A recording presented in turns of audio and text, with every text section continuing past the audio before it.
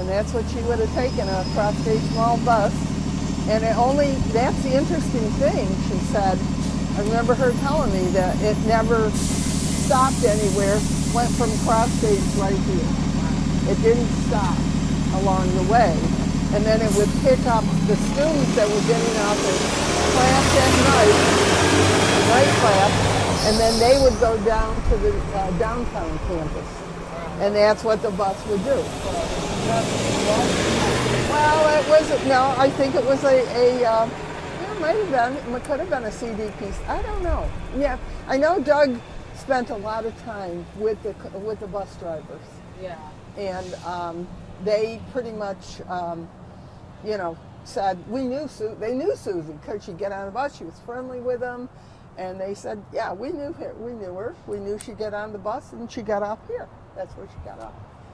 So, and then there was another student that would have gotten on the bus who remembered her from the morning when she would be taking a shower. They took a shower in the same, at the same time frame.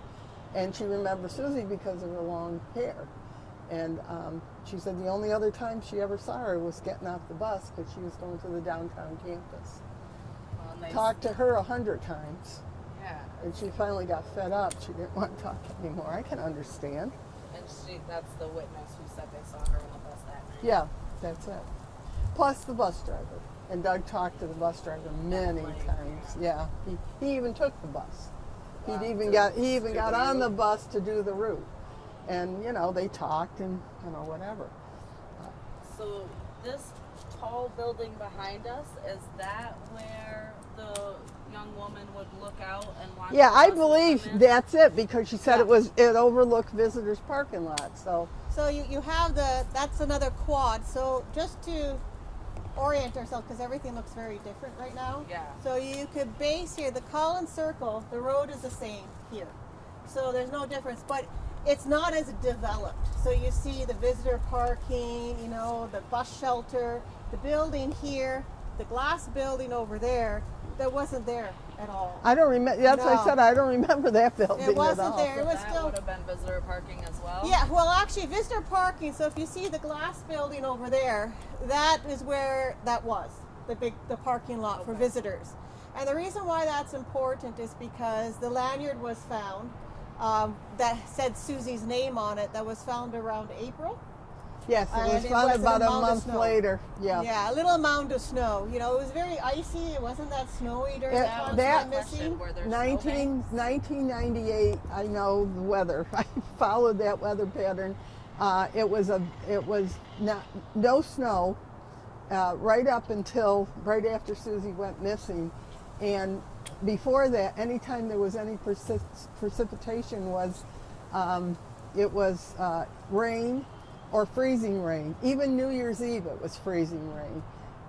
And the reason I know that is Susie was coming back from being out with her boyfriend, and she called me just before she left. It was right after midnight, and she said we're on our way home.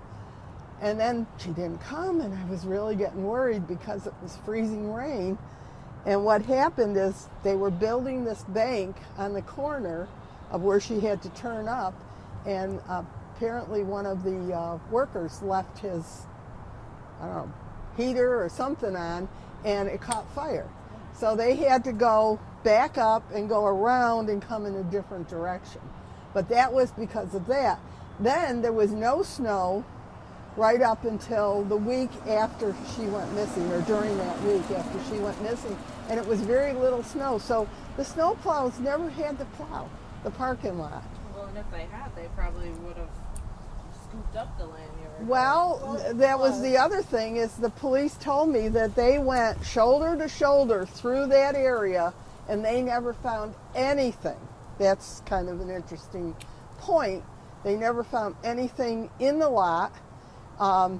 And it wasn't until like a month later when, after the snow, it had snowed just a little bit. They were anxious to get out. They plowed the road, and everything that they plowed, sand and what have you, went up over the curbs. And that's where this lanyard was found. How could that happen? We don't know. To this day, I don't know. And it was an older Babbage's It was lanyard. one that, yeah, her employer said that they weren't using that anymore. They had stopped using that in December. So here we are. Wouldn't have even been something she No, probably would have had on no, her at work. and she had a coat with multiple pockets, so it could have been in one of those pockets. Right, and she just forgot about it. I'm saying, I'll say that. I will know that, another thing I can say is every time she went to visit with her boyfriend, she would throw that coat over a chair. Key point, because the boyfriend's mother said to her, if you ever get lost, throw something out. And we made a joke of it, it's like, the old witch telling Hansel and Gretel, leaving crumbs along the way. And all of a sudden, there her badge shows up about a month later. It could have been there for a while, and the pin was rusty, but things rust overnight. It wasn't a great pin. And the badge was a little cracked, so it had probably gotten run over. But, There was a pair of students that found. it was The two badge. students walking through the lot, and they picked it up thinking it was a credit card because it was the same size as a credit card.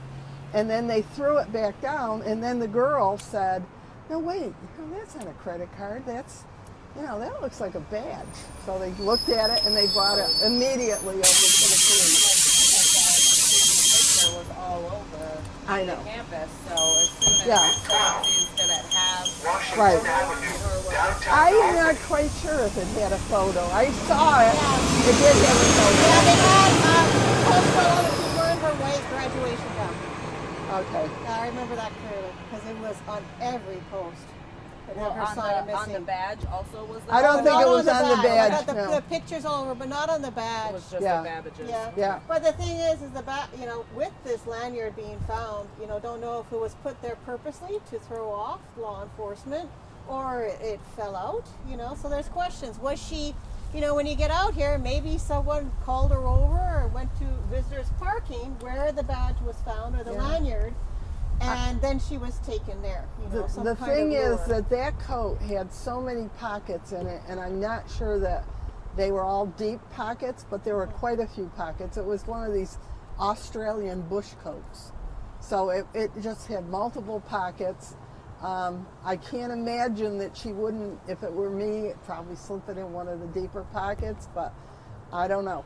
That's why I say that coat had gotten thrown around in the boyfriend's house a few times. Whenever she'd go, she'd always say, where can I put my coat? And they say, just throw it on the chair. So could it have fallen out of the pocket at his house? Yeah, there's so many scenarios. Yeah. So they did look into about her possibly be taken over the At that visitors parking parking lot? there. Okay. But then they did ask, if anybody witnessed any change, and they came across a student that was The residing girl there, over yeah. there at the quad, and she says she usually watches Yeah. people come and go in the buses. I could see how it's relaxing. Well, people watching. she said her desk was facing right out, and when she was doing her homework, she would look Probably just out. caught her eye, She yeah. saw the buses coming in and out. It was around the time when students are leaving class and coming into the parking lot to pick up their cars.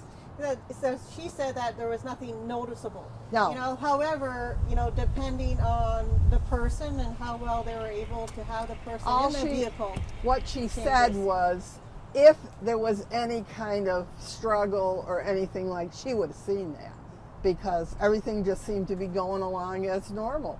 Like we said, with less development here, it seems like it would have been very easy to notice something out of place. easier. Yeah. And it was lit. And it was lit. This yeah. is why, when I remember when I went to grad school here, it was a well-lit area, one of the best lit areas in the whole campus. So you did have this feeling of With safety all that here. bus traffic. Yeah, with the bus safety, traffic, yeah. the people going to the buildings, as you can say, this is the kind of the main entrance to SUNY. So you would think that this would not be a very good place to just be grabbed in a scuffle. Right. This kind of leans towards someone knowing her or being an acquaintance of some sort. Yeah, right. My eyes are tearing That's up. okay. That's okay. Cold. So the other things here is when we're talking about the buses and where it came from, so you see how nice the trees were evenly planted here. Now, back then it wasn't like that. It was kind of like a treed area, and students would actually, you could see paths of students walking through the treed Where they area. made their own path. Yeah, they made their own path. So, the next question here is, if Susie got off the bus, where or what path would she have taken if she walked to the dorm? So, one level, being a young lady, I wouldn't cut through the trees. No. Especially alone, right. Yeah, exactly. And I know Claire, the one intern, when we were here last time looking through, we were trying to figure out, no, it wasn't you who went the back way? I thought for sure. You must have I do not think she would have gone the back way. I think she was always in a hurry to get back to her dorm because she worked all day, or she, went to school all day, and then she would go to work for several hours, and then she needed to come back to do more studying. Yeah. Because, she still had a few more midterms to finish up. She had her exams, and she was very worried about doing well on her midterm that was coming up. And so she wanted to leave early from work. Yeah. And so the other coworker said that she can go ahead and leave. But the question is okay, what time did she arrive? He let her here? leave early all the time because the bus came at a certain time and she had to get back to that bus. So he would let her leave about 5 minutes before, the time she normal. And she would walk kind of the back way through Crossgates in order to get to the bus, which picked up toward the back of where their office or where their business was. Which is the most direct way to where the bus Yeah, used to stop. it was the doesn't most stop at direct. Crossgates And that's what anymore. I was just gonna It's say, changed. And yeah. she always liked to change her clothes before she left because she didn't like to wear her Babbage's clothes when she was out. So And with the research that the interns have done, they believe that she would have gotten off the bus if she caught it at a regular time at 9:45. That's what I was That's gonna pretty ask. late. 9:45 would have been the time she would have arrived back here. Yeah. Yeah. So that's pretty late trying And to get home from an exam. The bus took exactly 10 minutes from Crossgates to here, talking about stop lights and things like that, and then coming around this campus. that's Maybe it was a Which little I less went easy to through. get lost then. Yeah. Well, I don't know. Probably not. I never drove down. My husband always drove. And I remember the last time we saw Susie, which was in February, we dropped her off. It was right around Valentine's Day, so it was 2 weeks before she disappeared. We dropped her off, and I believe it was in a visitor's parking lot, and I'm not sure exactly where, but it was far enough away from the dorm. Doug said, I will walk her back to the dorm. And so I said goodbye to her from the car. He walked her back to the dorm. And that was the last we saw her. So, yeah, the last time we saw her. And then we were going to pick her up on the Thursday after she went missing. She went missing on a Monday.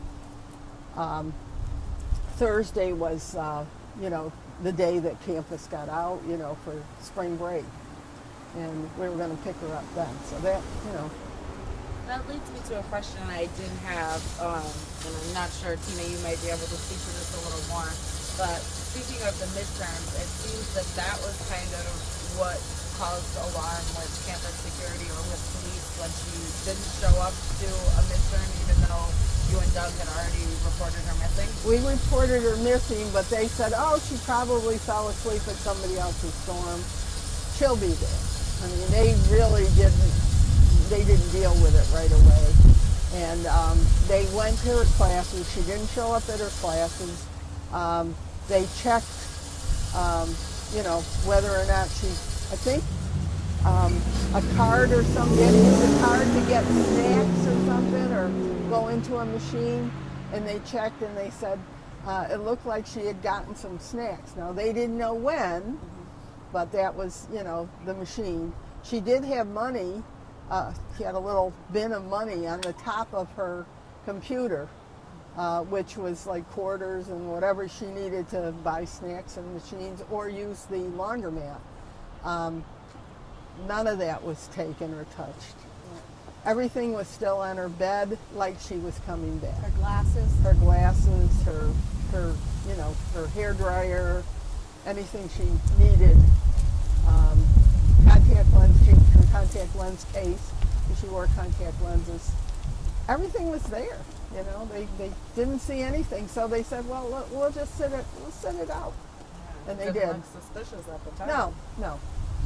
But, But she had quite the routine. she had a Susie. normal routine. Her routine. She wasn't a type of She kid didn't that was drink. running around. That was one of the things that, the state police were interested in, is whether there were any drugs or any, extra things in her dorm. And when they went through her stuff, they found nothing. There was a bottle of pills. She had just seen a doctor or something on campus because she had some kind of a flu or something starting, and she never took one of the pills. The pills were the full bottle, so I don't even know what they were.